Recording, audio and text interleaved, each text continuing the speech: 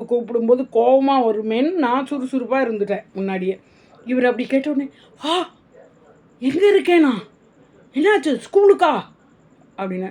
பரப்பரன்னு எழுந்துக்காதீங்க, பொறுமையாக எதனே நான் சொல்கிறேன். ஒன்றுக்கு ரிசர்வ் பண்ணியிருந்தீங்களே, அதுக்கு போகலாமா இல்லை தூக்கத்தை கண்டினியூ பண்ணுறீங்க?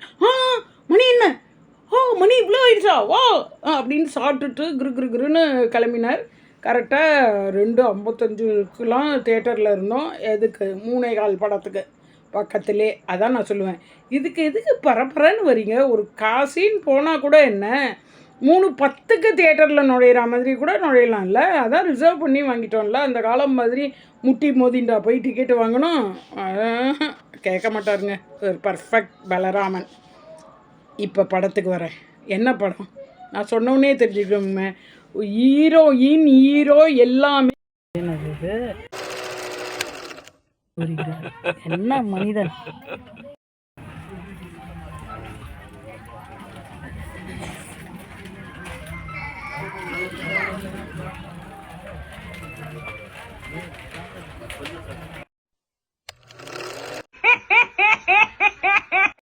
என் வீட்டு ஹீரோ இவர் தான்.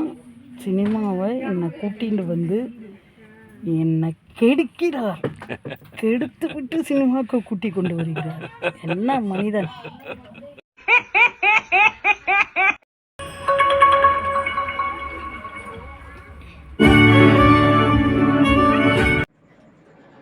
மக்கள் சக்தி சேனல் கண்டிப்பாக சப்ஸ்கிரைப் பண்ணுங்கள், லைக் பண்ணுங்கள், ஷேர் பண்ணுங்கள், கமெண்ட் பண்ணுங்கள். மக்கள் சக்திக்கு நீங்கள் ஆதரவு கொடுங்கள். மக்கள் சக்தி கண்டிப்பாக உங்களுக்கு தேவையான செய்திகளை தான் சொல்லும். தவறான செய்தி, பொய்யான செய்தி எதுவுமே சொல்லாது. என்ன செய்தியாக இருந்தாலும் அதை கொஞ்சம் ஆராய்ஞ்சிட்டு அதுக்கப்புறம் தான் இதிலேயே சொல்ல வருவோம். தேவையில்லாமல் நம்ம பார்வையாளர்களுக்காகலாம் பொய் சொல்லாது. அதனால் மக்கள் சக்தி சேனலை சின்ன குழந்தையிலேருந்து பெரியவர்கள் வரைக்கும் டெய்லி ஒரு வாட்டி பார்க்குறதுன்னு வச்சுக்கோங்க. சப்ஸ்கிரைப் பண்ணுங்கள். முக்கியமாக வாங்க என்ன மக்கள் சக்தி சேனலில் சொல்ல போகிறேங்கிறத பாருங்கள். எஸ், இன்றைக்கி ஞாயிற்றுக்கிழமை பிரதோஷம் இல்லையா? இன்று பிரதோஷ நாள் அன்று சிவனுக்கு உகந்த நாள். சிவனை பிரார்த்தனை செய்ய வேண்டும். நான் மனசிலெல்லாம் சிவனே என்னுள் சிவன் நான் செய்வது, இந்த வேலைகள் செய்வது சிவன் என்று இப்பொழுதெல்லாம் வேண்டிக் கொண்டு இருக்கிறேன். ஆனால் இன்று திடீரென்று ஞாயிற்றுக்கிழமை நேற்று நைட்டே ஈவினிங்கே வெளியிலேருந்து வரும்போது எங்கள் ஹஸ்பண்ட் படத்துக்கு ரிசர்வ் பண்ணிட்டு வந்துட்டாங்க. அது என்ன படம், அருமையான படங்க அப்படின்னு சொல்லுவேன். நான் என்ன சொல்லுவேங்கிறத பின்னாடி வந்து பாருங்கள் மக்கள் சக்தி சேனலில். அது என்ன படம் அப்படிங்கிறத பாருங்கள். ஒருத்தர் வராரு பாருங்க, அவர் கடமையை நிறைவேற்றிட்டு வராரு. ஆனால் அவருக்கு வாங்கிக்காம ஒன்று மட்டும் வாங்கிட்டு வராரு. அவர் கடமை, கண்ணியம், கட்டுப்பாடு, நேர்மை, உண்மை, இதுதான் அவருக்கு தெரிந்த ஒரே. அங்கே பாருங்க, அங்கே. நன்றி. என்னது இது, ஏன்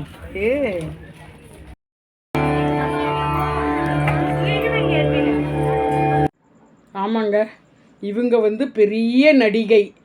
இப்போ 60 வயசு கடந்து ஒரு நடிகை, அந்த நடிகை தான் அந்த படத்தில் ஹீரோ ஹீரோயின் எல்லாம் அப்படின்னாக்கா எப்படி இருக்கும்? அந்த ஆசையில் தான் நாங்கள் ரிசர்வ் பண்ணி, ஐயோ இந்த படத்தை ரொம்ப நல்லா இருக்குன்னு சொல்கிறாங்க, போய் பார்ப்போன்னு சொல்லி முதல் நாளே ரிசர்வ் பண்ணிட்டு வந்துட்டார். மறுநாள் 2:50க்கு போனோம். அங்கே 3:15க்கு படம். எங்கே பக்கத்து தெருவில் தியேட்டர், 3:15க்கு படம். இங்கேருந்து போகிறது 2:50க்கே போனோம். எப்படி வண்டியில். அவ்வளோ பர்ஃபெக்டாக இருப்பார் அவர். என்ன அதை சொல்லிட்டார். சரின்னு நான் சமைச்சு வச்சுட்டு பார்த்தா மணி 2:30. விட்டுருலாமா, பேசாமல் தூங்கிட்டு இருக்காரு, விட்டுருலாமா அப்படின்னு நினச்சேன். விட்டுட்டோன்னே அச்சிச்சோ 230 ரூபா வேஸ்ட்டாக போயிடுமே, 2 பேருக்கு 260 300 ரூபா கிட்ட வேஸ்ட்டாக போயிடுமே அப்படின்னு ஒரு கவலை 2:35 போல். என்ன நீங்கள் அதுக்கு ரிசர்வ் பண்ணீங்க, இப்போ கனவுலையே நீங்கள் காண்றீங்களா? போக வேண்டாமா? அப்படின்னு ஒரு கொஸ்டினை கேட்டிருந்தேன். காலையில் குளிச்சுட்டு நேராகவே இந்த புடவையை கட்டிட்டேன். சரி வீட்டில் இருக்கோன்ட்டு இதாக இருந்தால் தூங்கி எழுந்து இவர் சினிமாவுக்கு கூப்பிடும்போது கோபமாக வருமேன்னு நான் சுறுசுறுப்பாக இருந்துட்டேன் முன்னாடியே. இவர் அப்படி கேட்டோடனே எங்கே இருக்கேனா, என்னாச்சு ஸ்கூலுக்கா அப்படின்னு. பரப்பரன்னு எழுந்துக்காதீங்க, பொறுமையாக எதனே நான் சொல்கிறேன். ஒன்றுக்கு ரிசர்வ் பண்ணியிருந்தீங்களே அதுக்கு போகலாமா இல்லை தூக்கத்தை கண்டினியூ பண்ணுறீங்க? மணி என்ன, மணி இவ்வளோ ஆயிடுச்சா, வா அப்படின்னு சாப்பிட்டுட்டு குருன்னு கிளம்பினார். கரெக்டாக 2:55 தேட்டரில் இருந்தோம். எதுக்கு 3:15 படத்துக்கு பக்கத்துலே. அதான் நான் சொல்லுவேன், எதுக்கு பரப்பரன்னு வரீங்க, ஒரு காசின்னு போனால் கூட என்ன 3:10 தேட்டரில் நுழையிற மாதிரி கூட நுழையலாம்ல, அதான் ரிசர்வ் பண்ணி வாங்கிட்டோம்ல. அந்த காலம் மாதிரி முட்டி மோதிண்டா போய் டிக்கெட்டு வாங்கணும், கேட்க மாட்டாருங்க ஒரு பர்ஃபெக்ட் பலராமன். இப்போ படத்துக்கு வரேன். என்ன படம் நான் சொன்னோன்னே தெரிஞ்சுக்கோங்க, ஹீரோயின் ஹீரோ எல்லாமே ஒரு லேடி தான். அந்த லேடி சின்ன வயசில் 18 வயசில் கிழக்கே போகும் ரயில் நடிக்க வந்தாங்க. அதுக்கப்புறம் நிறையா படங்கள் கொடுக்க ஆரம்பிச்சிட்டாங்க. இப்போ டிவி சீரியல்லாம் ஒரு 15 வருஷம் அவங்க தான் தன்னை அவ்வளோ பிஸியாக வச்சுருந்துருக்கிற லேடி. நான் சொல்கிறது யாருன்னு உங்களுக்கு எல்லாருக்கும் தெரியும், ராதிகா அவர்கள். ராதிகா அவர்கள் முதல்ல பிரதாப் போத்தன் கல்யாணம் பண்ணியிருந்தாங்க. அப்புறம் ரேடன்கிறவங்கள மன வாழ்க்கையில் அவங்களுக்கு கொஞ்சம் பிரச்சனை வந்ததுனால அந்த 2 கல்யாணம் ஆச்சு. 3வது இப்போ சரத்குமார் அவர்களை பண்ணி நீண்ட காலம் வாழ்ந்து கொண்டு சந்தோஷமாக இருக்கிறவர். பர்சனல் லைஃபு ஒரு இதுக்கு தான் சொன்னது, மற்றவர்கள் பர்சனல் லைஃப் நமக்கு அவசியம் இல்லை. அவங்க என்ன மாதிரியான லேடி பாருங்க, அட்டகாசமான லேடி. இந்த படங்க பெண்களுக்கு தான் அப்படின்னும் கிடையாது, ஆண்களுக்கு தான் அப்படின்னும் கிடையாது, மொத்தமாக மனிதர்களுக்கு, பெண்களுக்கு, ஆண்களுக்கு, மகன்களுக்கு, மகள்களுக்கு, இதெல்லாம். ராதிகா அவர்கள் ஆரம்பம் ஒரு 15 நிமிஷத்தில் வராங்க, அவ்வளோதான். அப்புறம் அவங்க போய் படுத்துன்றாங்க உடம்பு சரியில்லைன்னு. அதில் அவங்களோட அவங்களுக்கு பிறந்த அந்த பசங்க எப்படி பணத்துக்காக அம்மாவை ஐயோ சாக போகிற அம்மாவை எப்படி காப்பாற்றுறது, இவ்வளவு கோடி பணம் எங்கேயோ வச்சுருக்காங்க போல இருக்கே அப்படின்னு தன் காசெல்லாம் செலவழித்து அப்புறம் முடியலங்கும்போது சரி வீட்டுக்கு கூட்டின்னு போகலாங்கிற டயத்தில் அவங்களுக்கு ஒரு மெசேஜ். அந்த மெசேஜ் நமக்கும், ஒரு தாய் தந்தையர்கள் அவ்வளவு கஷ்டப்பட்டு நம்மளை வளர்க்குறாங்க. அப்போ என்ன நம்மளை சின்ன வயசுலலாம் நம்மளை தூக்கி போட்டுறாங்களா? அவங்களுக்கு ஒரு உடம்பு சரியில்லைனாக்க கடைசி வரைக்கும் கையில் உள்ள பணத்தை வச்சு பாருங்கள். தன் கையில் பணம் இல்லைங்கிறதுக்காக இது போதும் அப்படின்னு விடாதீங்கிற ஒரு மெசேஜ் பசங்களுக்கு. சொத்துக்காக மட்டும் பார்க்காதீங்க, வயசானவர்களை இவர்கள் சீக்கிரம் போவேணுன்னு அந்த வெண்டிலேட்டர்லேருந்து இதை எடுத்துருவாங்க, நல்ல நேரத்தில் போகணுமே அப்படிங்கிறதுக்காக அந்த வெண்டிலேட்டர்லேருந்து எடுக்கிறத ஒரு ஆம்புலன்ஸ்மேன் அவ்வளோ கவலைப்பட்டு சொல்கிறான். அது ஒரு மெசேஜ். பசங்களை நீங்கள் தாயை நல்லபடியாக பார்த்துக்கொள்ளுங்க, சொத்துக்காக பார்த்துக்காதீங்கன்னு பையன் மாட்டு பெண்களுக்கு ஒரு மெசேஜ். பெண்களுக்கு மொத்தமாக அத்தனை பெண்களுக்கும் கல்யாணம் ஆகி வரதட்சணை கொடுமையில் வீட்டில் கொண்டு விடுற பெண்ணை தாய் அவங்கள கெஞ்சி அவங்கள்ட்ட விடாமல் போடா நீ, நான் என் பொண்ணை நான் பார்த்துக்கிறேன்டான்னு ஒரு பெண்மணி தாய் தன் பெண்ணுக்கு ஊக்கம் கொடுத்து தைரியம் கொடுத்து எல்லாம் கொடுத்து அவளுக்கு ஒரு தொழில், சின்ன தொழிலும் கற்று உனக்கு முடிஞ்ச தொழிலை பண்ணு அப்படின்னு சொல்லி அந்த பொண்ணையும் அவளோட பையனையும் கொண்டு வராங்க அந்த தாய். அது ஒரு மெசேஜ். பெண்களை நீங்கள் அவன் உன்னை விரட்டிட்டானா, பெண் போயிட்டால் பொழுது போன மாதிரி தான், நீ உன் வீட்டிலேருந்து ஒரு பெண்ணை வெளியேற்றினா அவ்வளோதான் உனக்குப்பா அப்படின்னு அவன் என்ன கெஞ்சினாலும் விரட்டி விட்டுறா. அந்த பொண்ணை டாப்பாக கொண்டு வரா.